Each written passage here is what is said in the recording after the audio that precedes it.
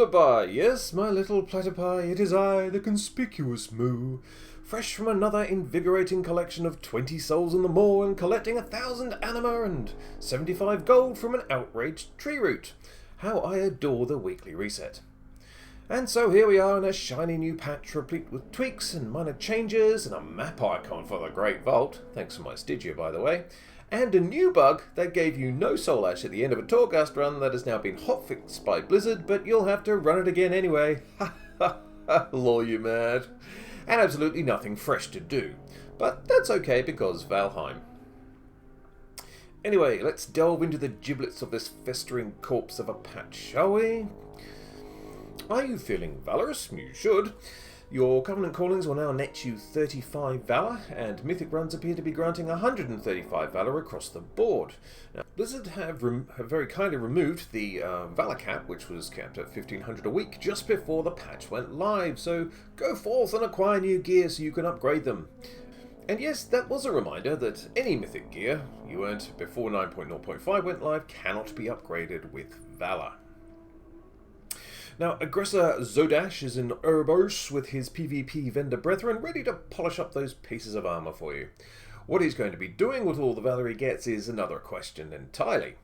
I've never trusted these Oscar Pistorius types, so undoubtedly they're ploughing it all into some kind of Valor-powered doomsday machine. In better news, it does appear that many of the raid and dungeon trinkets have been buffed, with a few exceptions here and there, but it is pretty much across the board.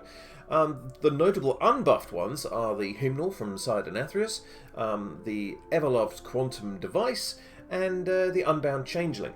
But mostly everything else got a boost, including the Blood-Spattered Scale, which was already a great trinket for the tanks amongst you, and yes, for the DPSs, the File got an uptick as well. In Monk news, the extensive Windwalker changes have now gone live, with a few new quirks to take into account. But, you know, things are pretty much the same if you're Kyrian. You will continue to cancel the Fist of Fury cast after the first global cooldown when you're using Storm, Earth and Fire and Weapons of Order is up. This only applies to those Kyrians who have less than 50% haste. But for everybody else, just don't cancel Fists of Fury at all during that window. Simple enough. Now, in terms of damage profile, it'll be interesting to see how Windwalkers are tossed about in the meta cauldron this time. We're very likely going to see a drop-off in Windwalker popularity as the Flavour of the Month crowd migrate to the latest crowd pleaser. But, you know, outside of the damage nerfs to single target and AoE, we're still very much the same. You know, we're still using Invoker's Delight as our main legendary. Another legendary, Zwen's Battle Gear, did get buffed, but it's still second, and as we can't equip a second legendary right now, that doesn't make it particularly useful. And, you know, the bugs, well, most of them anyway, regarding Storm, Earth and Fire, clones not attacking unless they were actually fixated, and Mark of the Crange not working at all, those issues have now been resolved before the patch went live, so that's okay. It is also worth noting that your Touch of Death damage will now be affected by your Mastery, so that should be a nice little DPS boost as well.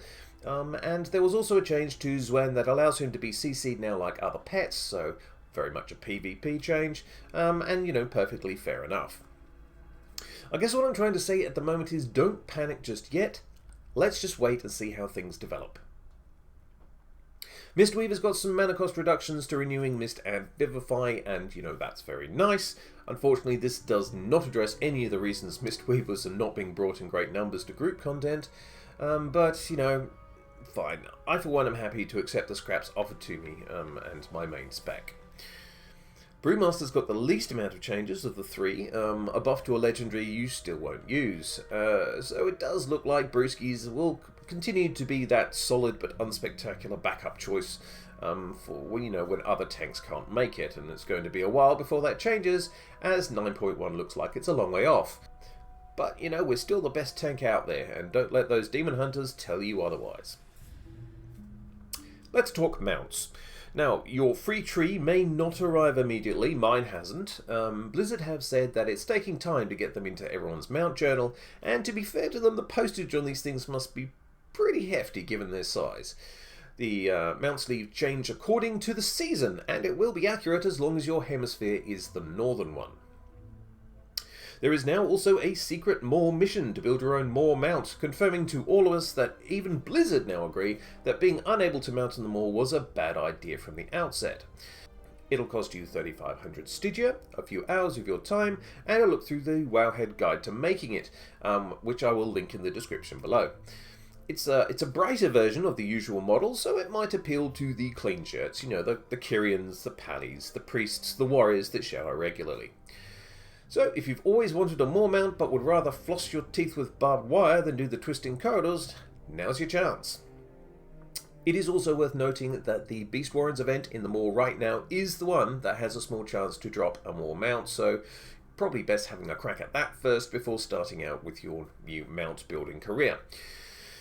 The Eye of the Jailer is just as grumpy as ever, so don't expect to get it all done in one day, especially if you're doing any of the weekly soul-saving busy work. For my part, my busy work is done. Apart from Torghast, which wasn't working, I'm Renowned 40, I have a new mount, a new title, and some fresh wild seeds in the Garden of Death. So now I'm actually going to slip away into the Valheim community server with my guildies and finish the house that I've been building.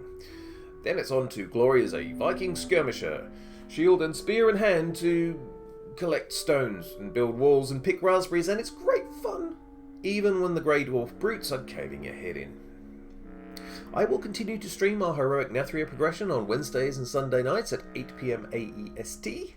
It's likely to make for hilariously painful viewing, and I may throw some bad words around in places, so you are duly warned.